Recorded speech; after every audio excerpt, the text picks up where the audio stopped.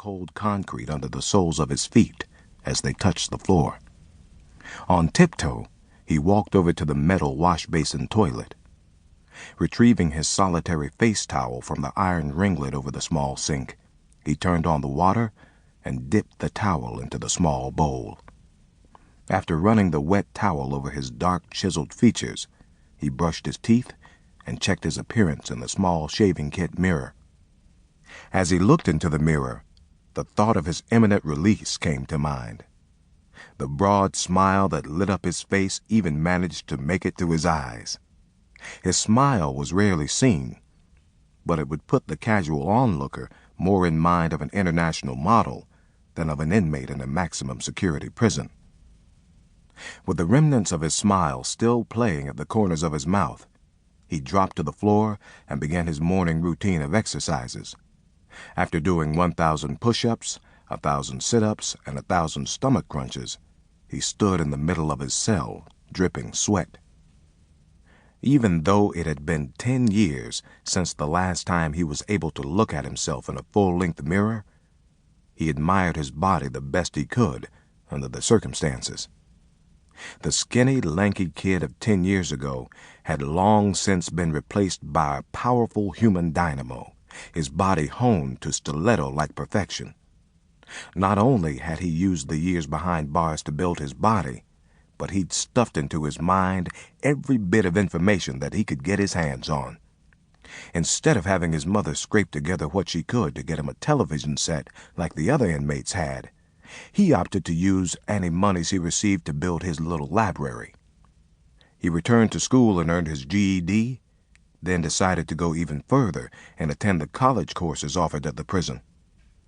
He was awarded a bachelor's degree in constructive sciences and promised himself to return to school someday and get his master's degree, but for now it would have to wait.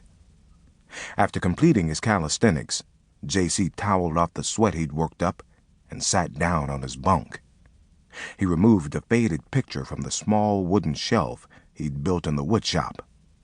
The shelf was rickety and badly in need of a coat of varnish, but that didn't matter. This bookshelf was a symbol. It was the first thing he'd ever built with his own 2 hands.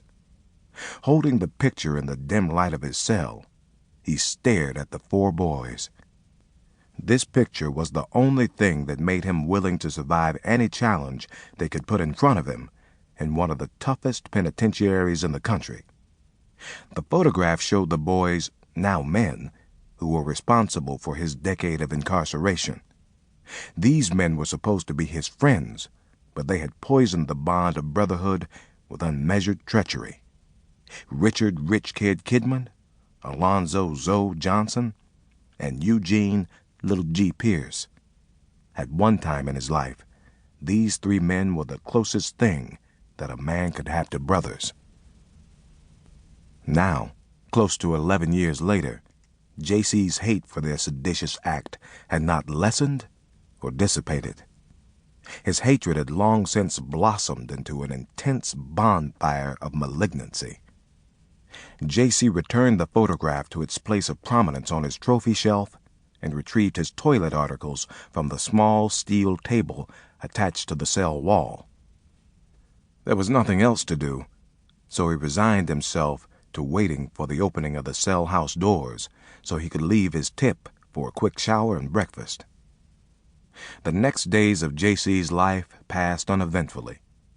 Inmates he'd grown to love and feel a certain amount of kinship for because of their like circumstances knew of his pending release, and many of them wished him well in his return to the outside world. Other convicts emanated jealousy at the fortune of one of their kind being released into society again, but J.C. didn't pay any attention to their envious vibes. He knew better than to feed into their shit. He'd seen inmates only days away from release end up fighting or cutting one of the other inmates and succeed in jagging off their bits.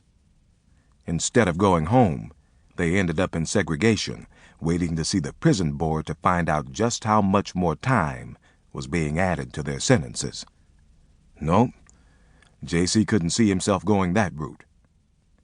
As long as none of these haters touched him, he didn't care how mad they were that he was going home.